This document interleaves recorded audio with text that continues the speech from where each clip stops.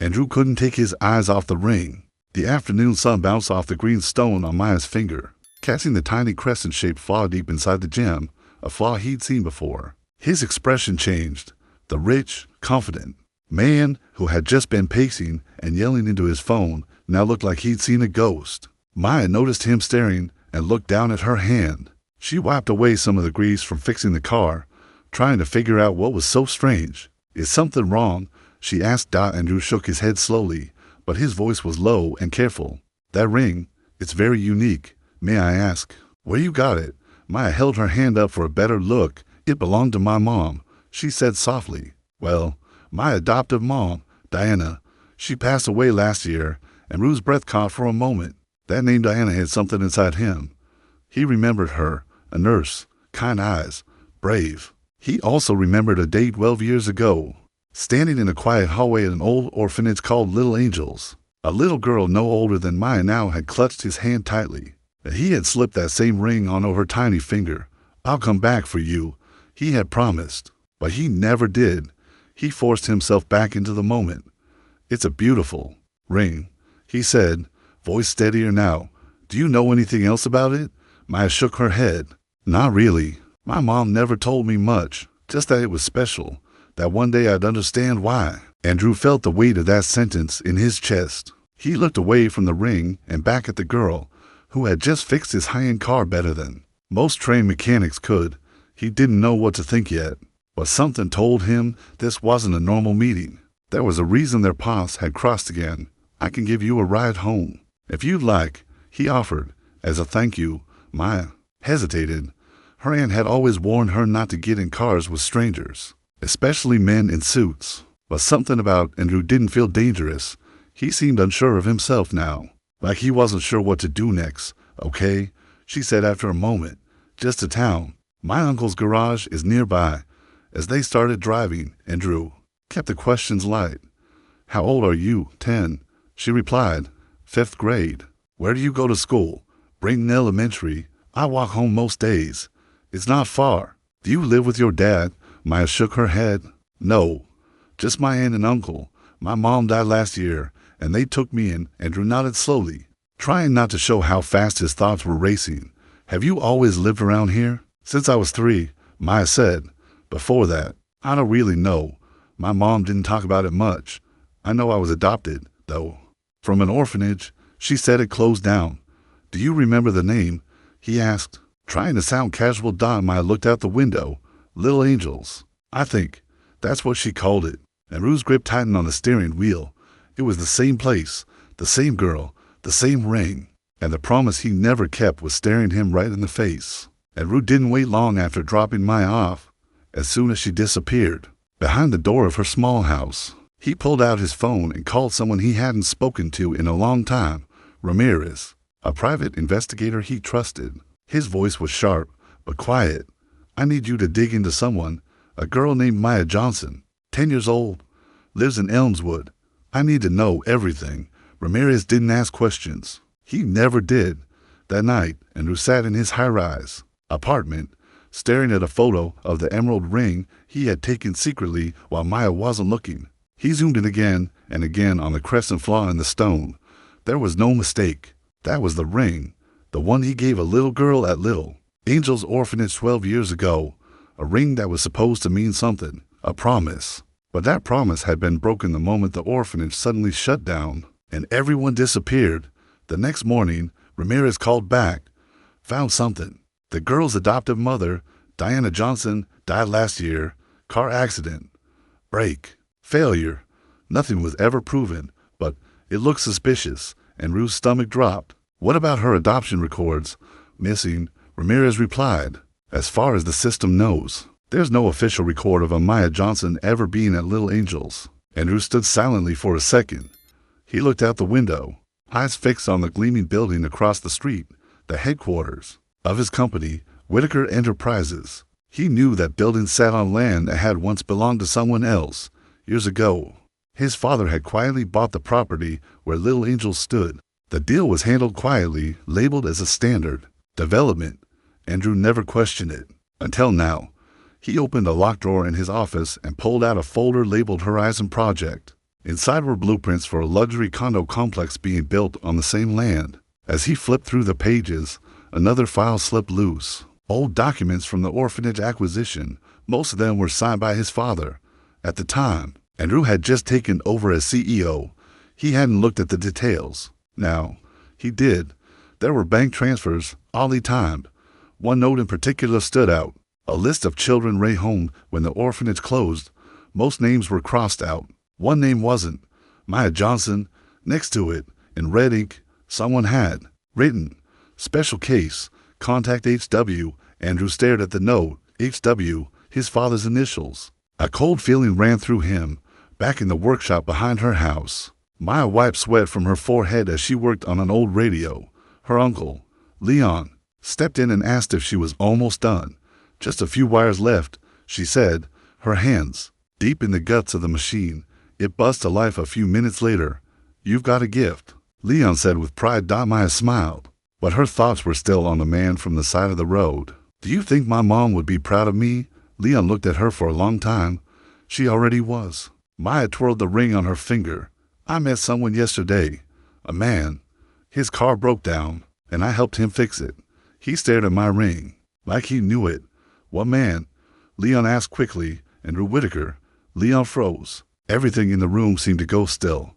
He looked over at the door as Maya's aunt, Renee, stepped in. Their eyes met.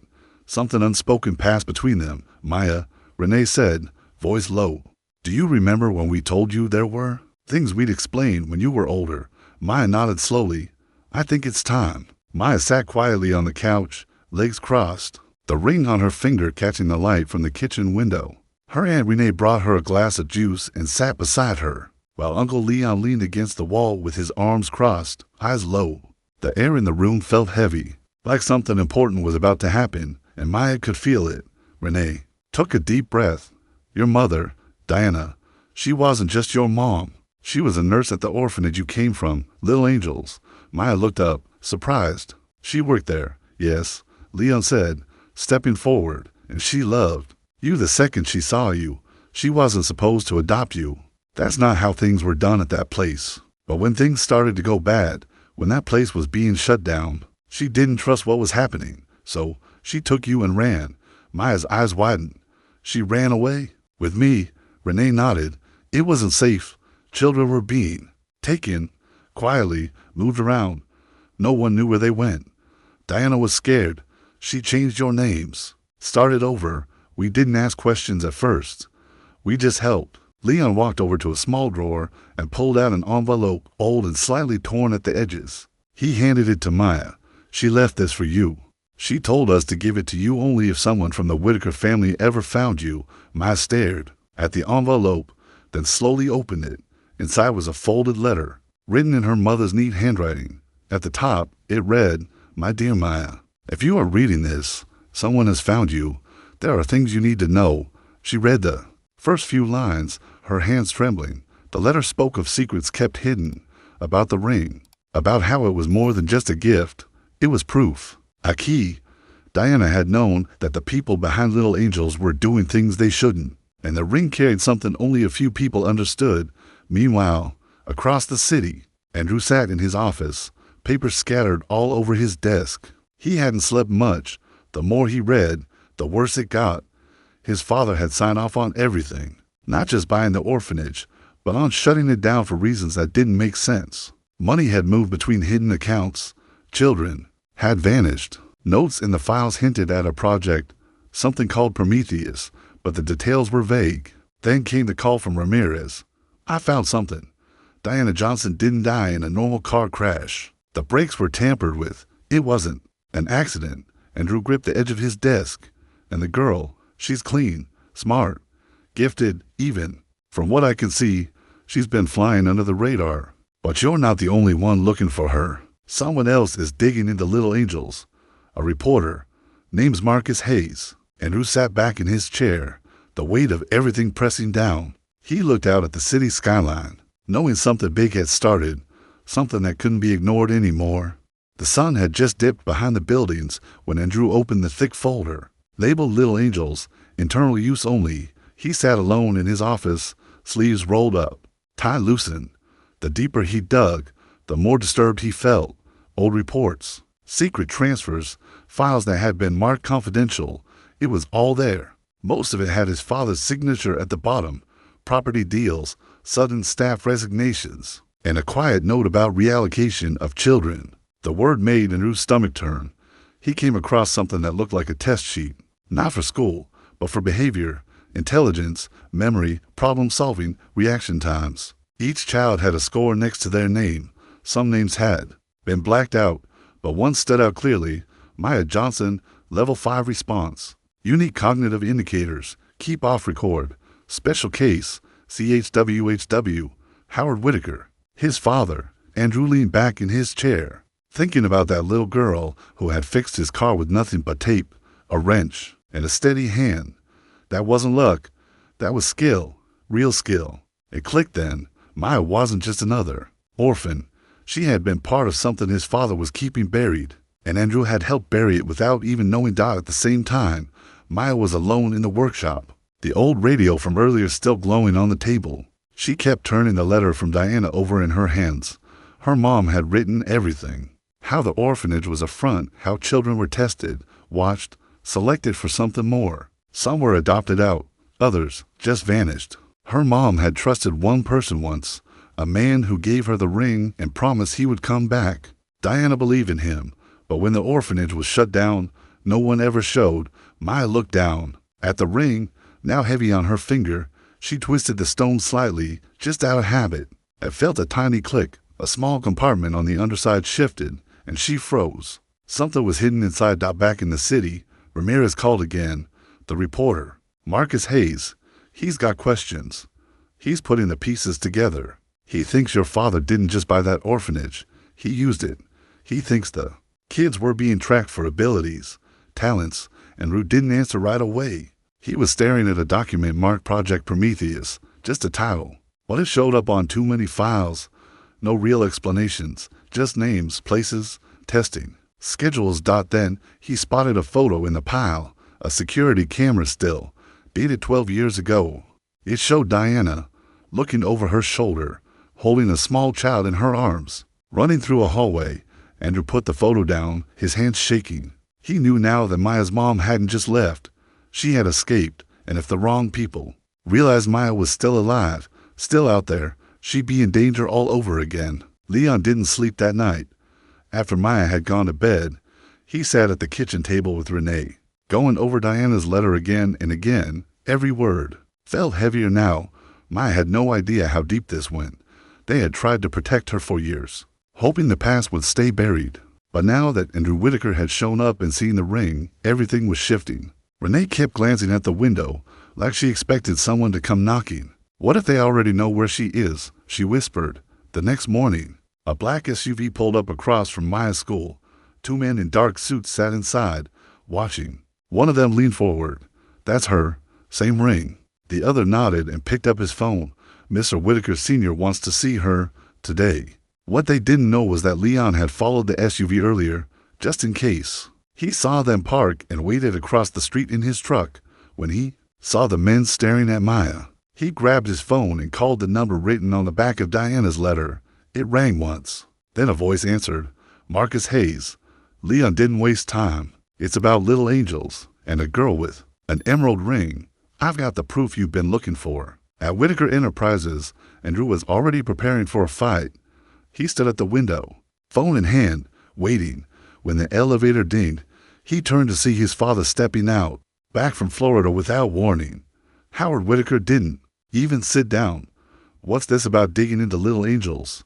He snapped. That matter was closed. I made sure of it. Andrew kept his voice calm. I found Maya Johnson. Howard froze. So, she's just a kid. One of many. No, Andrew said. She's the one. The girl with the ring. Howard's face hardened. You're just now worried about her. After everything we've built, Project Horizon is almost finished. Billions are tied up in it. Andrew turned toward his desk, flipping through the documents. What was so special about that girl? Why was she labeled a special case? Howard let out a cold laugh. You really don't understand, do you? Some kids were valuable, not for who they were, but for what they could do. Fixing things, solving problems without being taught, Military saw potential. We had access. And Drew didn't respond right away. He looked down at a photo of Maya standing beside her uncle, smiling, grease on her hands. She had fixed his car in minutes without ever seeing that engine before. She fixes things. And Drew said quietly. Howard smiled like it was a business deal. Exactly. Think of the patents. Think of the control. That orphanage wasn't about charity. It was about building something powerful. But Drew wasn't thinking about power. He was thinking about a scared little girl with a ring on her finger and no idea what kind of storm she'd stepped into. He knew then that he couldn't be part of this anymore. Not one more day. And if he was going to make it right, he'd have to burn everything down, starting with his own last name. The boardroom on the 50th floor was full, but no one was talking. The glass table reflected the tense faces of high-level executives waiting for answers. At the head of the table, Howard Whitaker stood with both hands flat on the surface, his jaw tight. "Where's my son?" he barked. He was supposed to be here an hour ago. Before anyone could answer, the heavy double doors opened, and Drew walked in, calm and focused, with a woman in a dark suit by his side. "Sorry I'm late," he said, like it was any other meeting. "This is Claire Bennett, federal prosecutor. She has some questions about Project Prometheus." The room fell into silence. Howard's face paled. "What do you think you're doing?" he said under his breath. Andrew didn't answer right away. He walked to the front of the room and connected his laptop to the large screen. "I'm doing what should have been done a long time ago." The screen lit up with a folder titled Project Prometheus, Confidential. One by one, Andrew opened files, records, test reports, adoption lists, photos of children. Some had red tags, cognitive type A, motor skill outlier, reassign immediately. Howard's voice was low and sharp. "Turn that off now." Andrew ignored him. He opened a video file next, grainy footage from a security camera, showing Diana carrying a small child through a hallway, looking over her shoulder. Then another video, Howard speaking with military officials. "She's one of the strongest cases we've ever seen," he said in the clip. "She can fix anything. You understand what that means." People in the room shifted in their seats. A few whispered.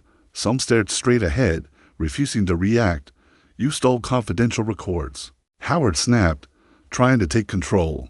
"That's corporate theft." Andrew didn't flinch. "No, that's evidence. You ran a legal test on children. You faked their records. You buried the ones who tried to speak out." The room went quiet again. Then the doors opened one more time. Maya walked in, wearing a clean shirt and jeans, her backpack slung over one shoulder. She was followed by Leon and a man with a camera, Marcus Hayes from the Boston Globe. The red light on the camera was already blinking, and Drew looked at her, surprised. "You didn't have to come." "I did," she said softly. "My mom always said I'd have to face the people who made us run." Howard looked her over slowly. "So you're the famous Project 17. Didn't expect you to be so small." Maya stood tall. "And you're the man who killed my mother." That name hung in the air. No one moved. "She died in a car crash," Howard said flatly. "Her brakes didn't fail by accident." Maya replied. "Steady." "Did they?" Howard gave a thin, cold smile. "You'll never prove that." Without saying a word, Maya reached into her backpack and pulled out the ring. She turned the stone gently until it clicked, then opened a tiny compartment on the back. Inside was a small device. She held it up. "My mother hid this. It's a backup of everything. Meetings, recordings, every file you tried to erase." Marcus turned the camera toward her. "We're live. Over 10,000 people are watching." Howard was finally quiet. For the first time in years, he had nothing to say. A few days had passed since the truth came out. The headlines were everywhere. Whitaker Enterprises was under federal investigation. Stock prices had dropped like a stone. Executives were resigning. And Howard Whitaker was now sitting in a prison cell, alone, with nothing left but his name, and even that meant nothing anymore. Across the city, Maya walked through the main hall of a brand new building, the Johnson Center for Young Inventors. The place had bright walls, tall windows, and classrooms filled with tools and parts. It stood on the same ground where Little Angel's orphanage once stood. But there was no sign of the past, now only what was being built for the future. She moved through the space with quiet confidence. "The sensors in the East Wing aren't reading right," she told a group of engineers following her. Check the panel near the back hallway. I think it's a wiring loop issue. They listened, took notes, and followed her lead. She was only 15, but here, people listened to her like a leader. At the back of the center, Andrew stood by the garden, talking with a few investors. His expensive suits were gone now. He wore jeans and a plain button-down shirt. He looked later, no longer the heir to a billion-dollar company, but a man who had chosen to do something right with what he had left. We've identified 23 more kids this quarter, he told them, each one gifted, each one now has a mentor, a place to grow. No hidden contracts, no strings. Leon passed by, holding the clipboard and smiling proudly. She's about to file her third patent, he said, nodding toward Maya, and she's not even old enough to drive yet. On the main wall of the center, an exhibit told the whole story, black and white photos of the orphanage, news clippings about the fall of Whitaker Enterprises, and in the middle, a single photo of Maya as a child, holding a wrench and smiling beside her mother. Inside the prison, Howard stared at the wall of his small cell. He didn't talk to the guards, didn't write letters. He refused to join any program. Some said he still believed he'd rebuild it all, but the world had already moved on. That evening, the center held its first graduation. A small group of young inventors, all from places like Maya had come from, stood proudly in front of family and friends. Some were headed to college. Others had job offers waiting. Maya, too young to graduate, gave the closing speech. When I was 10, I helped fix a car on the side of the road, she began. That moment led to something much bigger than I ever expected.